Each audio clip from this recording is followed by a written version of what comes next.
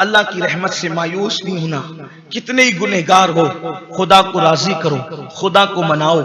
कैसे कैसों ने खुदा को आवाज लगाई, मेरे अल्लाह ने उनको कैसे मर्तबे अता किए। आपने एक बड़ा मशहूर और मारूफ नाम विलायत की दुनिया में सुना होगा, वलियों की कायनात में सुना होगा, हजरत सैयदना मालिक इब्ने दीनार रदी अल्लाह ताला अन्हु का नाम। ये मालिक बिन दीनार कौन है? ये अल्लाह के बहुत बड़े वलियों में से, सरकार गौसे पाक के दौर से भी पहले के, हुजूर गरीब नवाज के दौर से भी पहले के है, दाता साहब के दौर से ही पहले के है। और ये कौन वली है पता है? ये पानी पर चलते थे, पानी पर अल्लाह ने चलने की करामत दी थी, बड़े साहिब करामत थे मालिक बिन दीनार।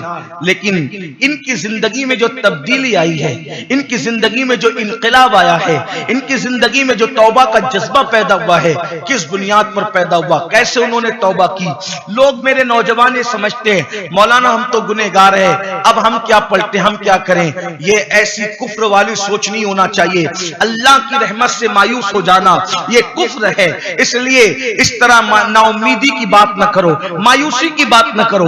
आज से पहले कुछ हुआ है, अल्लाह की बारगाह में गिड़गिड़ाना होगा, अल्लाह की बारगाह में तौबा करना होगा, उसे आवाज देना होगा, उसे पुकारना होगा। हमारा खुदा गूंगा नहीं, हमारा खुदा बहरा नहीं, हमारा खुदा वो है, हमारी शरक से ज्यादा करीब है। और उसका वादा है उदऊनी अस्तजिब लकुम, मुझसे मांगो मैं तुम्हें अता करूंगा।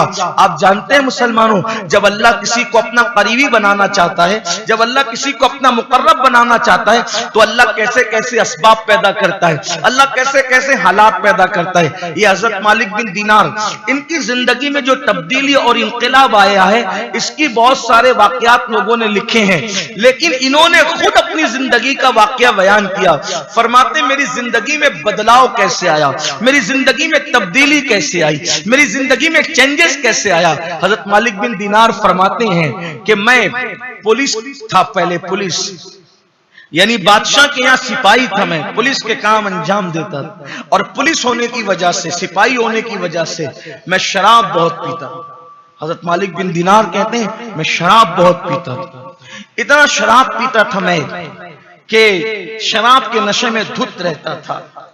मेरी शादी हो गई तो अल्लाह ने मुझे खूबसूरत बच्ची दी, बेटी दी। मैं बाएं हाथ में मेरी बेटी को पकड़ता और दाएं हाथ से शराब पीता, कभी दाएं हाथ से बेटी को पकड़ता और बाएं हाथ से शराब पीता। वो छोटी सी बच्ची थी, अभी उसकी उम्र 2 साल भी नहीं हुई थी, मगर खुदा जाने उसे शराब से क्या नफरत थी कि वो मेरी शराब के जाम गिरा देती थी, मेरी शराब की बोतल गिरा देती थी। लेकिन अल्लाह को क्या मंजूर था पता नहीं, अभी उसकी उम्र 2 साल को नहीं पहुंची थी कि मेरी उस बेटी का इंतकाल हो गया, मेरी बेटी की मौत हो गई, उसका इंतकाल हो गया। शब बारात को मामूली मत समझना। मेरी कौम, मेरे कौम के जवानों, अगर आप सिर्फ रस्मी तौर पर अल्लाह के घर में आए हो तो जैसे आए हो वैसे ही चले जाओगे, और अगर अल्लाह की सच्ची मोहब्बत में आए हो, उसी से वादे करने के लिए आए हो और अल्लाह को जिंदा मानते हो, अल्लाह को देखने वाला मानते हो, अल्लाह को सुनने वाला मानते हो, और ये ईमान है तुम्हारा कि हम मरेंगे, मरने के बाद उठाए जाएंगे।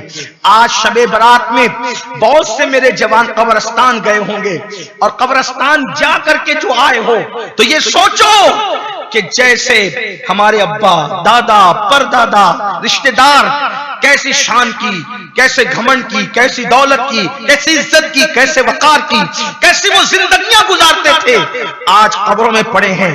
पता नहीं उन पे अजाब हो रहा है, या उनकी कब्र तंग हो चुकी है, या उनकी हड्डियां पिघल चुकी है, या उनकी कब्र जन्नत के बागों में से बाग है। हमें कुछ भी नहीं पता। बोलो पता है?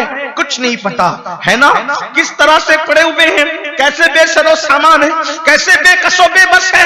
वो भी हमारी तरह गफलत में थे, वो भी हमारी तरह अच्छी अच्छी डिशें खा करके अल्लाह अकबर, अल्लाह की नाफरमानियां कर रहे थे। अल्लाह अकबर, आज कब्रों में पड़े हैं। अपनी मौत याद करो।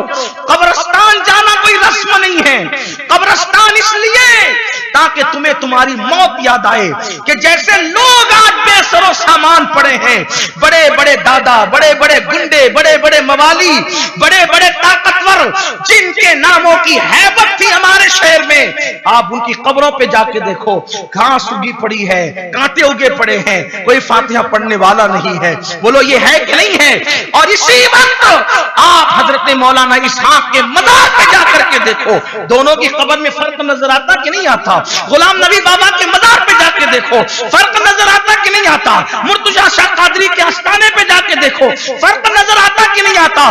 तो गोया के कब्रें बता रही है जो अल्लाह की खुशी के लिए जीते हैं, उनकी कब्रें वहां जाने से सुकून मिलता है, वो जन्नत के बागों में से बाग है, वहां मुरादें पूरी होती है। और जो खुदा को नाराज करते हैं उनकी कब्रों पर तो कोई फातिहा पढ़ने वाला नजर नहीं आता। इन्हीं कम नसीब आंखों ने कई लोगों की कब्रों पर कुत्तों को चलते देखा, कुत्तों को पेशाब करते देखा, आपने भी देखा होगा, बकरियों को चलते देखा, बकरियों की लीद देखी, बकरियों को पेशाब करते देखा।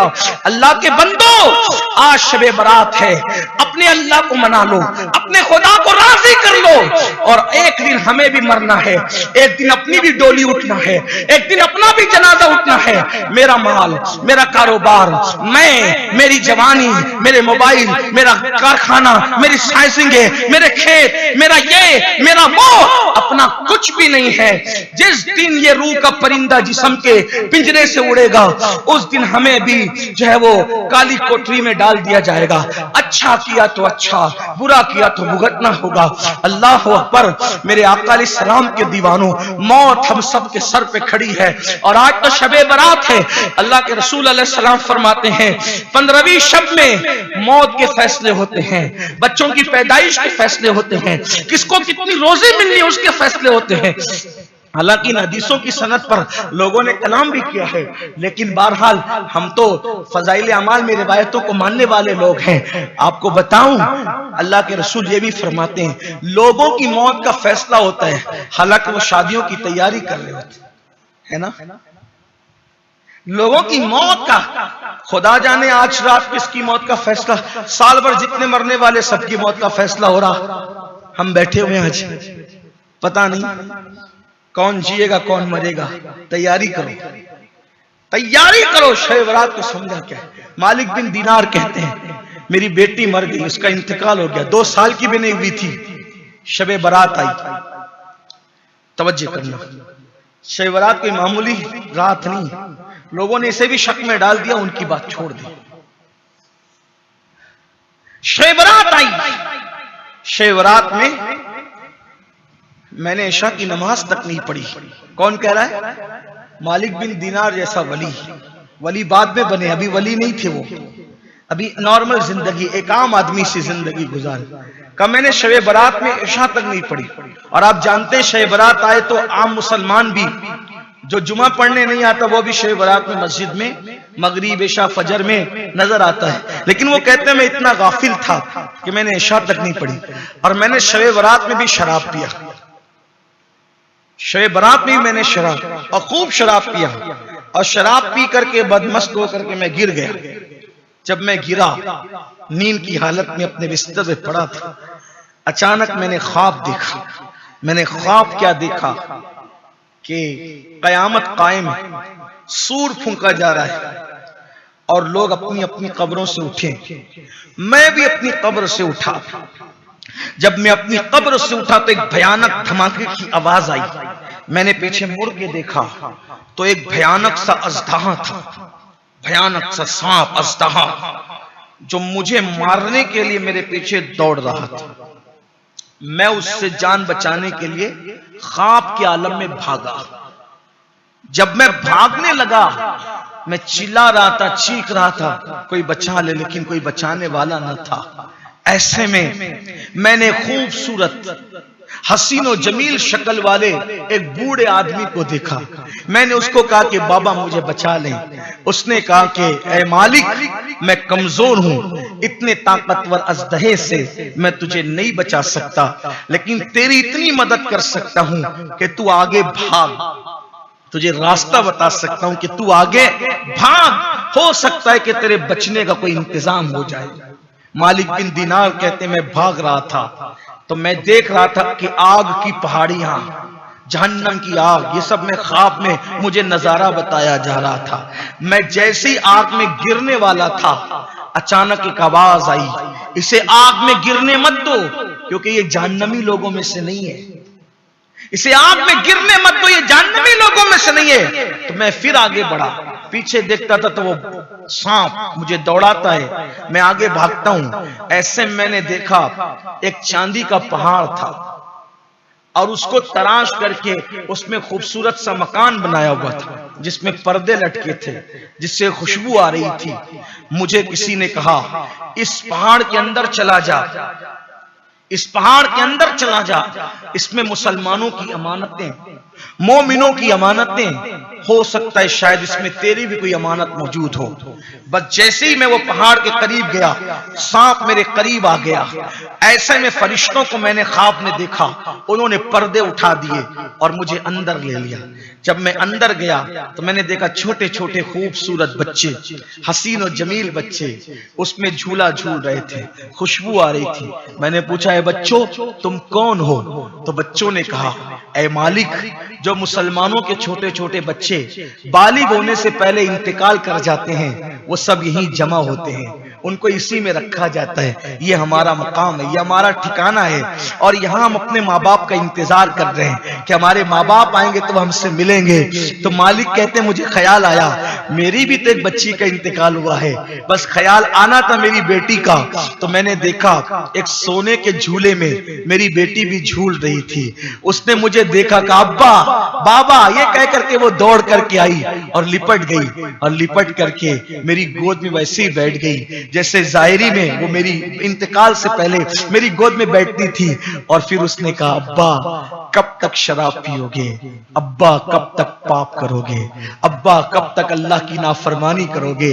अब्बा वो वक्त नहीं आया कि आप पलट जाएं, अल्लाह की बारगाह में तौबा कर ले, उसकी बारगाह में माफी मांग ले। अब्बा अल्लाह माफ करेगा, शबे बरात है आज, अल्लाह माफ करेगा।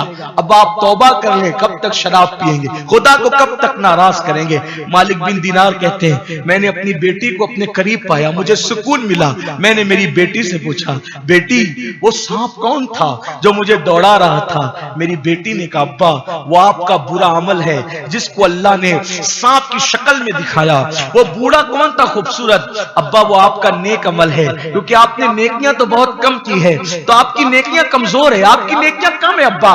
लेकिन अब्बा आप बदल जाए ना, आप तब्दील हो जाए ना, अल्लाह ने आपको बता दिया। मालिक बिन दीनार कहते हैं, जैसे मेरी आंख खुली, ख्वाब के असर से मैं कांप रहा था। मैंने अल्लाह से कहा, अल्लाह आज की रात शबे बरात मैं सच्ची तौबा करता हूँ, मुझे माफ कर दे।